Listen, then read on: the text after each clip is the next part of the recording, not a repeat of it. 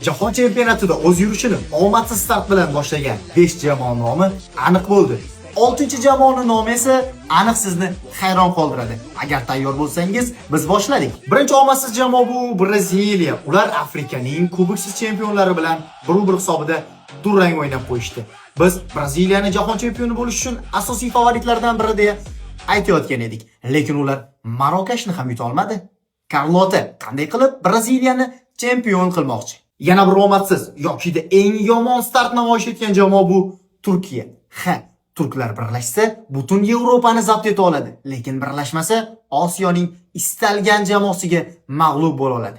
Lekin so'nggi turda AQShga qarshi qonli jangda turklar rostdan ham birlashmasa bo'lmaydi. Uchar gollandlarni omadsiz start bilan boshladi deyish sal noto'g'ri, chunki ular Osiyoning eng zo'ri bilan ro'baro keldi-da deyotgan bo'lsangiz adashasiz. Jahon chempionatida eng zo'r himoya qo'rg'oniga ega jamoalardan biri aynan Niderlandiya hisoblanadi. Kutilmaganda omadsiz start ispanlarda ham sodir bo'ldi. Qizil Furiya okean ortida joylashgan Cabo Verde qal'asini shol eta olmadi. Ispaniyaga jahon chempioni bo'lish uchun Ferran Torres emas, Fernando Torres kerak menimcha. Kongo Portugaliyani yomon start namoyish etishga majbur qildi.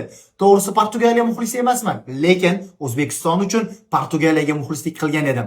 Afsuski Ronaldo tog'a eplolmadi. Kamiga Portugaliyani jahon chempioni bo'lish uchun asosiy favoritlardan biri deya aytayotganlar ham juda ko'p. Lekin bu o'yini bilan O'zbekistonni ham yuta olmasa kerak. Eng omadsiz start namoyish etgan 6-jamoa bu biz uchun O'zbekiston. Biz O'zbekistondan faqat va faqat g'alaba kutgan edik. Raqibning kim bo'lishining umuman qizig'i yo'q. Braziliyami, Argentina yoki Fransiya, Ispaniya bo'lmaydimi? Biz faqat va faqat o'z terma jamoamizdan g'alaba kutib qolamiz.